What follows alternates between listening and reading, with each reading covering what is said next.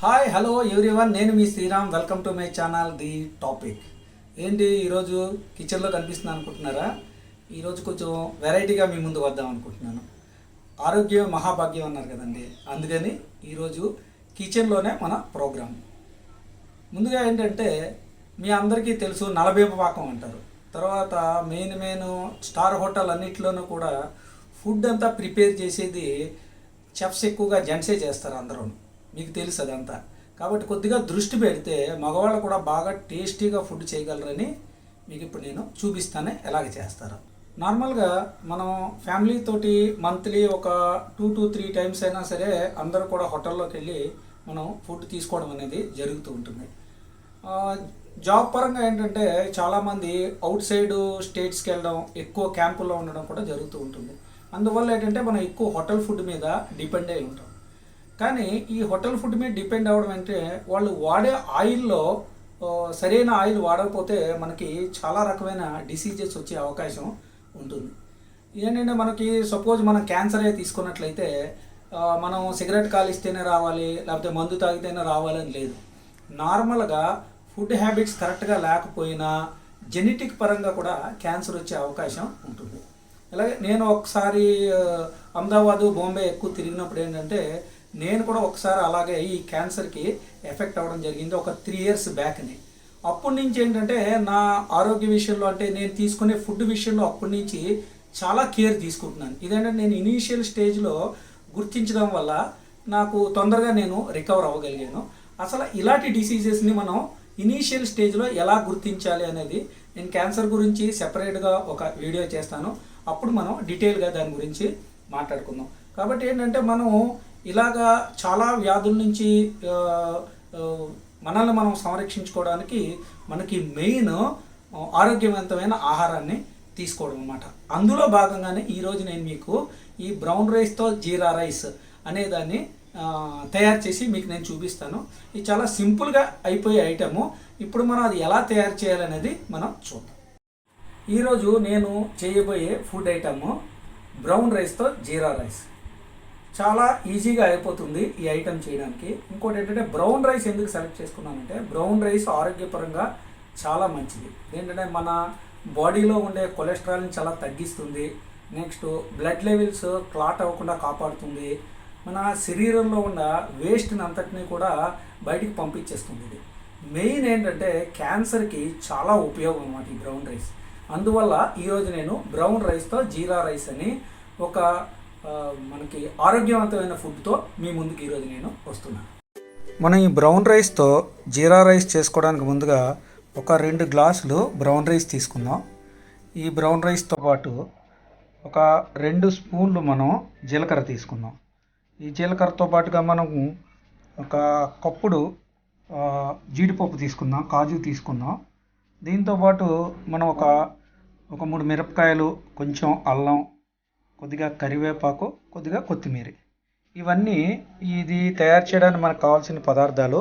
ఇవన్నీ ముందరగా మనం రెడీ చేసుకుని ఉంచుకుందాం. ఇలా తీసుకున్న బ్రౌన్ రైస్ ఉంది కదా, ఇప్పుడు ఈ బ్రౌన్ రైస్ని ముందుగా మనం నీళ్ళలో నానబెట్టుకోవాలి. ఎందుకంటే ఈ బ్రౌన్ రైస్ ఎంత నానితే మనకు అంత బాగా వస్తుందన్నమాట. ఈ కనీసం ఒక గంట సేపు మనం నానబెట్టుకుంటే బాగా వస్తుంది. ఒక గంట సేపు నానిన తర్వాత ఈ బ్రౌన్ రైస్ని కుక్కర్లో పెట్టాలి. దీనికి ఏంటంటే 1 గ్లాసు బ్రౌన్ రైస్కి మనం 2 గ్లాసులు నీళ్లు వేసుకోవాలి. ఇప్పుడు దీన్ని తీసి నానబెట్టిన తర్వాత మనం కుక్కర్లో వేసుకుందాం.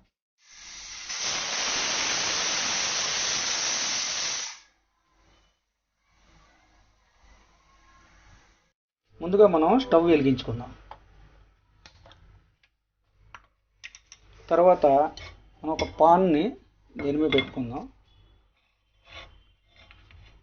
పాన్ పెట్టుకున్న తర్వాత ఒక 2 స్పూన్లు నెయ్యి వేసుకుందాం. ఎందుకంటే దీని నూనె కన్నా నెయ్యి అయితే దీంట్లో బాగుంటుంది. నెయ్యి వేసుకోవాలి. దీనికి నెయ్యి వేసుకుంటే మనకు కొద్దిగా టేస్ట్గా కూడా వస్తుంది. నూనె అయితే అంత టేస్ట్ మనకు అనిపించదు.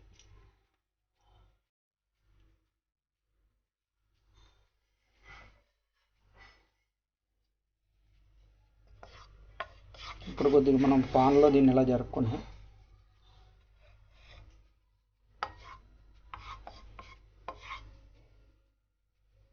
ముందుగా ఏం చేద్దామంటే మనం తీసుకున్న జీడిపప్పు ఉంది కదా, జీడిపప్పు దీంట్లో వేసేద్దాం. జీడిపప్పు దీంట్లో వేసిన తర్వాత ఈ జీడిపప్పు కొద్దిగా వేగాక దీన్ని వేపుదాం. జీడిపప్పుని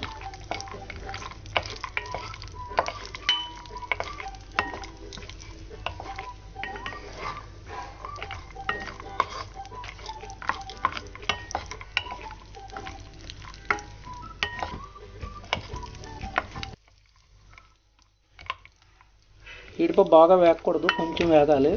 కొంచెం జీడిపప్పు వేగిన తర్వాత ఈ జీలకర్ర తీసుకున్నాం కదా, జీలకర్రని వేసేద్దాం. ఈ జీలకర్ర వేసిన తర్వాత దీన్ని బాగా కలుపుకుందాం మనం.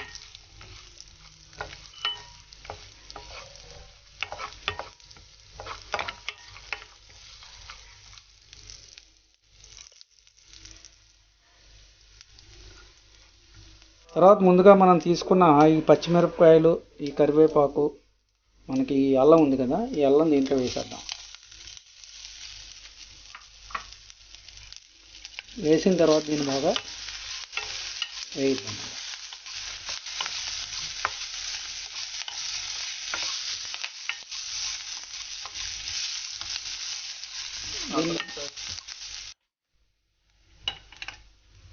ఇప్పుడు చూడండి, బాగా వేగిపోయింది. ఇది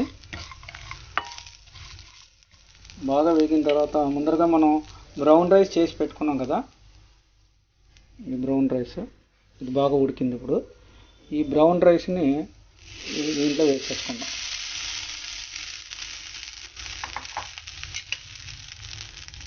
వేసుకున్న తర్వాత దీన్ని బాగా కలుపుదాం.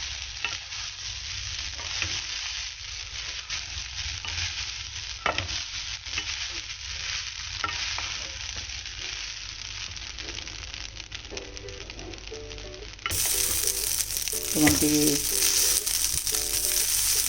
జీరా, ఈ జీడిపప్పు ఇవన్నీ బాగా కలవాలన్నమాట. ఇవన్నీ బాగా కలుపుకుందాం మనం.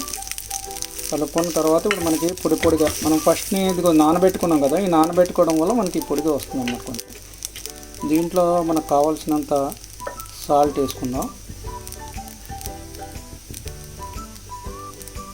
అలాగే కొద్దిగా మనం పసుపు కూడా వేసుకుందాం.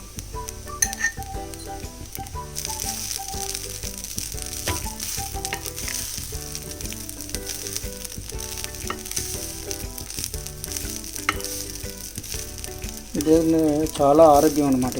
ఈ ఒక క్యాన్సర్కే కాకుండా మిగతా ఏవైతే డిసీజులు ఉంటాయో వాటినన్నిటికీ కంట్రోల్ చేసేది మనకి ఈ బ్రౌన్ రైస్ ఉంటుంది. కాబట్టి బ్రౌన్ రైస్ని ఏంటంటే మనం లైఫ్లో ఒక భాగంగా చేసుకుంటే చాలా మంచిది అన్నమాట. వారానికి కనీసం మనం 2-3 టైమ్స్ అయినా సరే ఈ బ్రౌన్ రైస్ని తింటే హెల్త్కి చాలా మంచిది అన్నమాట. ఇప్పుడు చూడండి, ఇప్పుడు మనకు రెడీ అయిపోయింది. దీన్ని తీసుకుని మనం హ్యాపీగా సర్వ్ చేసుకోవచ్చు. ఇదేంటంటే చాలా మనం సింపుల్గా చేసుకునే ఐటెము, అలాగా హెల్దీ ఐటెం కూడా.